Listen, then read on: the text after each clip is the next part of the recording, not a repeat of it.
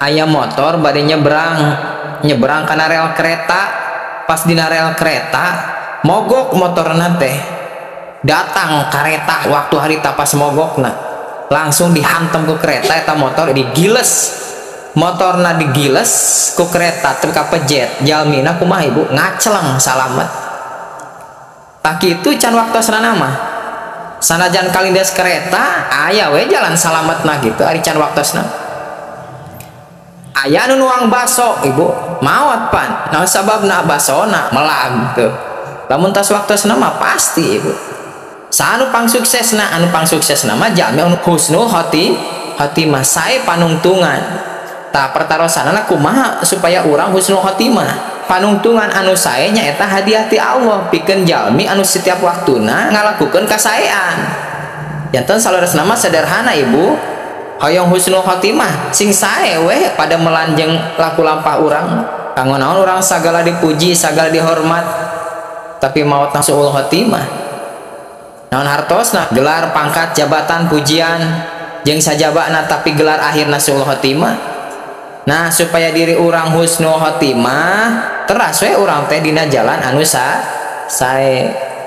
Enten husnul khotimah mah teu bisa ku urang diakalan tapi diikhtiaran gitu. Jalmi teh dimautkeun ku Allah teh dina kabiasaanana ibu. Makana lamun urang hoyong sae tungtung husnul khotimah usahakeun we urang teh kedah jantan jalmi anu sae, ucap lampah urang teh sae kitu we sederhana.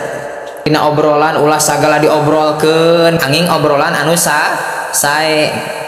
Contoh misalkan ceuk ari numutkeun ece kumaha tah si eta, numutkeun abdi mah anjeunna teh jalmi anu bager kitu we jawabna.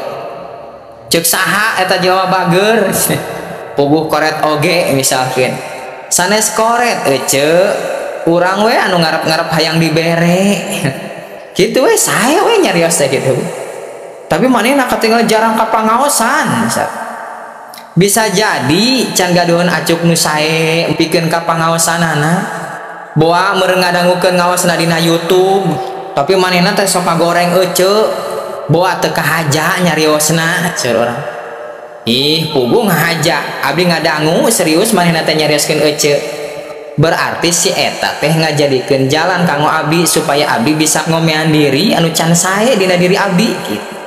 Pokona nu raoseun we ibu, lamun urang mikir sae nyarios sae pasti hate urang bakal raoseun. Emang gitu hadiah ti Allah na, Allah pan uningan urang nuju ngadamel sae, maka hadiah anu pangpayuna ka urang teh nyaeta hate urang didamel nikmat jeung tenang.